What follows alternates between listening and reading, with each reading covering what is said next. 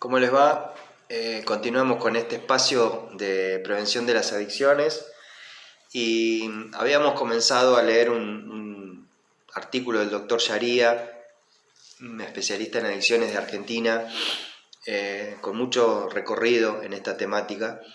Y habíamos comenzado hablando de un artículo, como les decía, que se llamaba Drogas, vemos la realidad.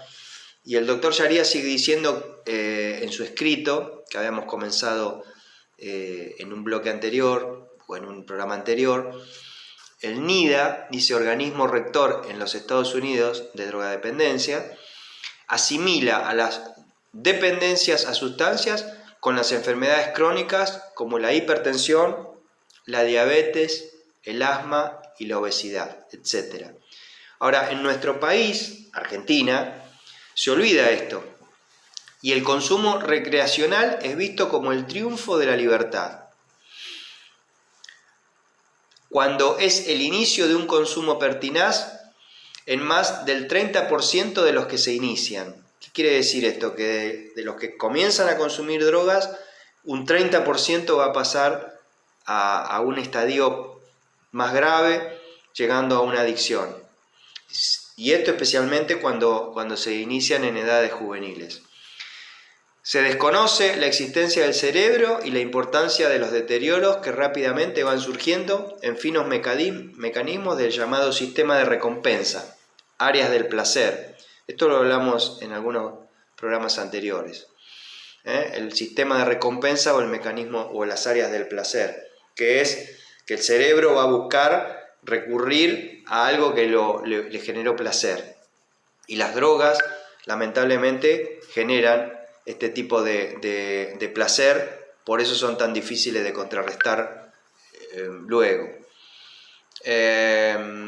Dice, se desconoce la existencia del cerebro y la importancia de los deterioros que rápidamente van surgiendo en finos mecanismos del llamado sistema de recompensa, de los sistemas de motivación y de los daños del cerebro frontal, que es la clave del dominio cognitivo, atención, memoria, planificación y control de los impulsos. Hasta acá estas reflexiones acerca de la realidad del consumo de drogas y si estamos viendo la realidad. Y en una segunda parte de este artículo del doctor Sharia habla del país vecino, Uruguay.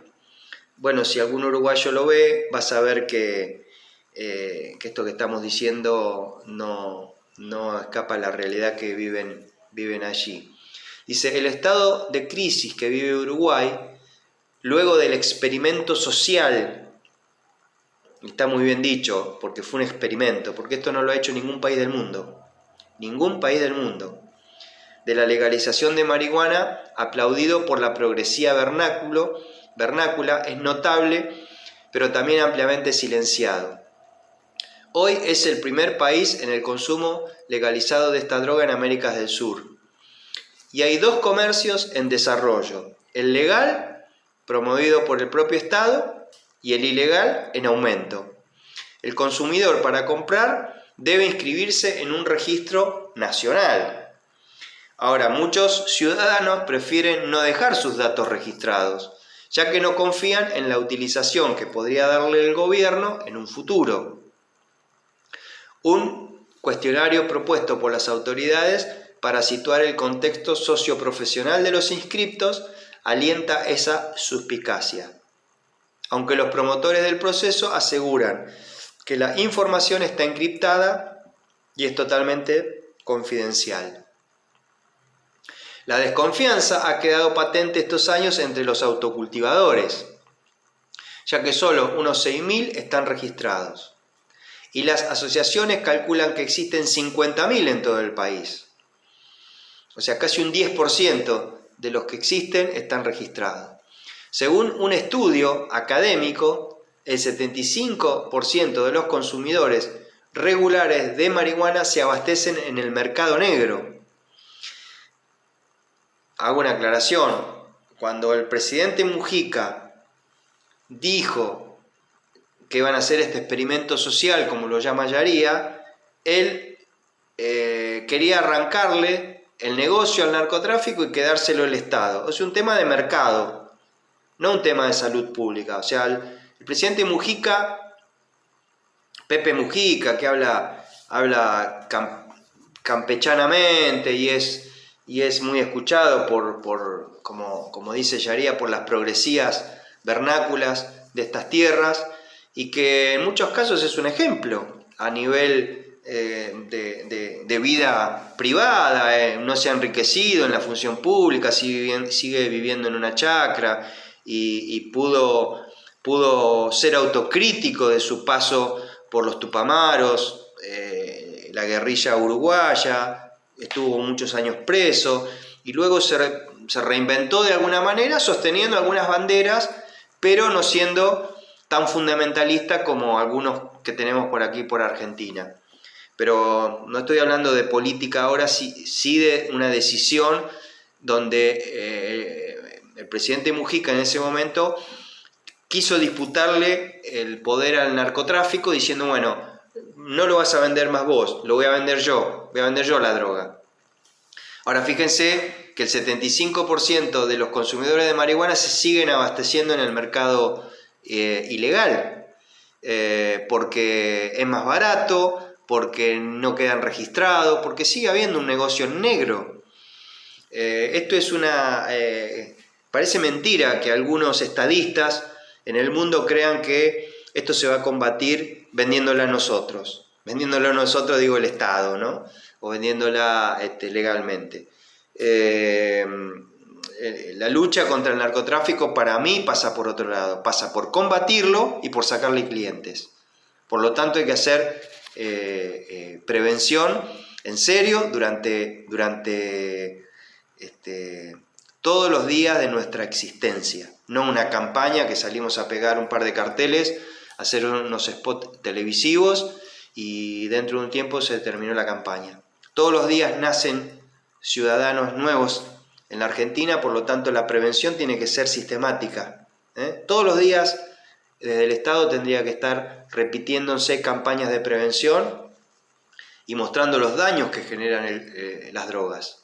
Sin embargo, como vengo diciendo, hace 25 años que la Argentina duerme una siesta y con consecuencias terribles. Pero seguimos leyendo el artículo del doctor Sharia, donde dice que estamos hablando de Uruguay, y que el 75% de los consumidores regulares de marihuana se abastecen en el mercado negro, que venden una marihuana con mayor dosis de productos psicoactivos y más barata. O sea, se ha incrementado el comercio ilegal. Mientras tanto, el consumo de cocaína, luego de esta legalización, ha aumentado. La Argentina y Uruguay son los países más consumidores de América del Sur. Fíjense cómo sigue diciendo el doctor Sharia: donde hay drogas hay pérdidas, no hay ganancias. Es muy interesante esta frase: donde hay drogas hay pérdidas. Lo supuestamente valioso se transforma en marca de muerte. Pérdidas en un doble sentido. Por un lado, los muertos que surgen de la lucha por el control territorial de las plantaciones y la distribución y los que la quieren combatir. Y acá en Rosario nosotros estamos teniendo la gran cantidad de muertes por luchas territoriales de bandas. Y por otro, los que al consumir van muriendo, quedando con distintas discapacidades, hijos abandonados, abuso de todo tipo emocional y sexual por el consumo de estupefacientes. Este es un punto que en algún momento lo vamos a tratar. El abuso sexual que se da muchas veces, diría en una gran mayoría, no tengo estadísticas, ya las voy a tener, pero por la experiencia y por lo que escucho hablar de jueces, por ejemplo, que cada vez hay más delitos sexuales, y decimos, ¿qué está pasando?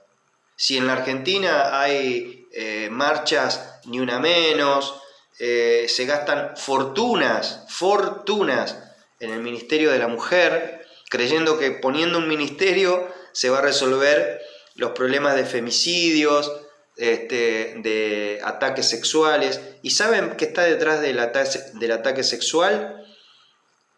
Del abuso. La mayoría de las veces, el alcohol y las drogas. Entonces, si estuviéramos generando prevención y atendiendo a esas personas por la problemática que tienen, estaríamos evitando muertes, estaríamos evitando abusos sexuales, estaríamos evitando delitos sexuales, estaríamos evitando encarcelamientos de personas que delinquen por salir a comprar las drogas. Miren todo lo que podríamos estar evitando. Todo ese dinero que se está gastando en estructuras estatales que no tienen ningún sentido. No tienen ningún sentido, porque poniendo un Ministerio de la Mujer no vamos a evitar los ataques sexuales, sino tratamos a los hombres que cometen esos delitos. Y esos delitos muchas veces están dirigidos por el consumo de alcohol y drogas, pero no se quiere hablar de eso. Sin embargo, la progresía, como dice el doctor Sharia, alienta el consumo, y después nos rasgamos las vestiduras de que cada vez hay más muertes de mujeres o más ataques sexuales por parte de los hombres. Tratemos a los hombres, si están con una enfermedad que es el alcoholismo o las adicciones. Y después si tienen alguna otra patología también tratémoslo. Porque mientras no los tratemos van a seguir atacando a las mujeres. Y algo que queremos prevenir, que es el ataque a la mujer y defender a la mujer, estamos dejándolas a expensas de gente consumidora de drogas. Pero mientras tanto seguimos generando estructuras gigantescas en materia de ministerios de la mujer y secretarías de la mujer y demás. Pero no se atacan las causas. Sigue diciendo el doctor Sharia: entre tanto, el periódico El Planteo, que es un medio dedicado al negocio de las drogas y fundamentalmente a la legalización del cannabis, narra el crecimiento del negocio de la marihuana en Estados Unidos. La venta de marihuana legal eclipsó a Starbucks. Es decir, dejó más dinero que la venta de café. La industria del cannabis vio un aumento de las ventas de un 30% en el 2021, mientras que el Starbucks crecieron un 25%. La venta de somníferos solo aumentó un 1%. Creo que el lema de los norteamericanos, business are business, se adapta a esto.